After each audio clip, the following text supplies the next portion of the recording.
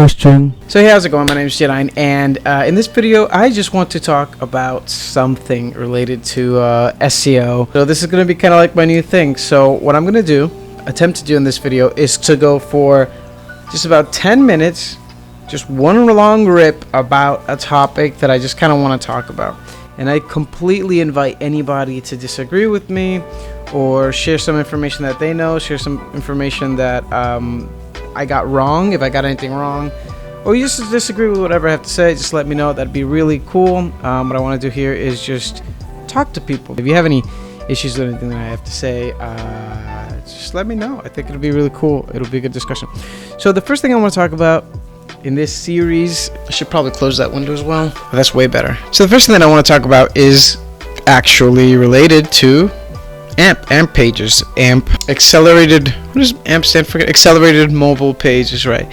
What do I think about AMP pages? I initially hated them because I thought that it was Google forcing web developers and designers to just adopt this completely new stripped style sheet. Like, you couldn't do anything. You can't run any JavaScript. You can't run any ads. Again, this is initially what I thought and how I saw it when it first was released, and that was really limiting.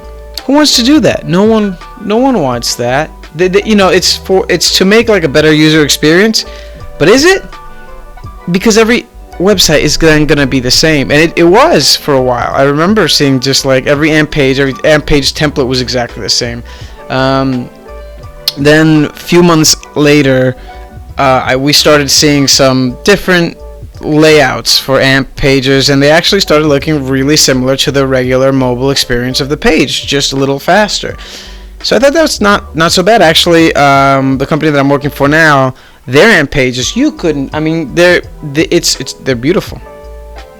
Frankly, they're really beautiful. They're seamless. They're super fast, crazy fast. And they still run ads. So my point is that, I first didn't like this whole AMP thing because it seemed like Google was really forcing this new idea down your throat. Not a fan, but it seems like it started working. Now what's interesting is that Google, I guess, has reversed their emphasis on AMP. They started showing, what was it? Let me see. I have Search Engine Land here opened up.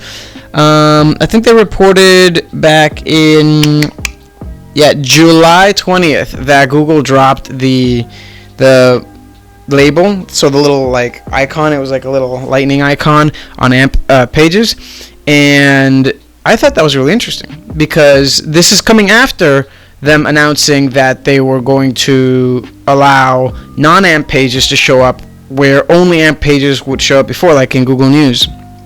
If I remember correctly, it was that only AMP pages were eligible for Discover in News, and then they were like, well, okay, all right, we'll lift that. And now they're removing the icon. So it seems like Google's taking a big step back from what they initially wanted to do, which, in my opinion, was force everyone to use this new, very lightweight framework for building their websites. Another qualm that I guess I have with AMP is that it is essentially having two different websites. Like if you're on WordPress, you have your website, but then you have your AMP website, kind of. Yes and no. You know what I mean? If you use WordPress, you know what I'm talking about. Like you'll have your AMP site and your AMP theme. I mean, you'll have your website and your theme, and then you'll have your AMP site and theme. So it's kind of like two different things. But so that's all I have to say about that. Am I using AMP now? Am I? Well, like I said, where I work, the AMP pages are wonderful. They load really fast. There's no bugs. They're great. My personal blogs, I'm not using any AMP pages because I already have them really stripped down. They're really fast. Stupid fast. Stupid. One of the blogs that I have right now got and again, it has nothing. It's not running any ads or anything. I was just kind of testing around, but I got I think it was the God, what was the name of the thing? GeneratePress to do 100% on GT metrics, and I think 100% on speed, on Google Page Speed Insights. That's really freaking fast. No AMP required. And also, I was reading another article just before I did this video that was talking about, like, look, if your website's fast, you don't need AMP, and this is true. You really don't. And that was, I guess, what would have been such a bummer if Google said, hey, if you don't have an AMP page, you can't be on these areas. Just because, look, what if you have a really fast loading page, but you just don't want to use their AMP stuff, right? Well, you lose that traffic. Well, I guess they're reverting that. So that's a good thing, I think, for everyone. Okay, well, that wraps up this video. It's just me ranting about something. If you care about it, if you like what you saw, consider subscribing. I'll be ranting about some more things, SEO related, web development and design related, social media, marketing, all kinds of stuff like that. So if you like that, consider subscribing. And if you disagree with me in any way whatsoever, just go ahead and comment below. I'll also mention that I read every single comment, and I will reply to every single comment. And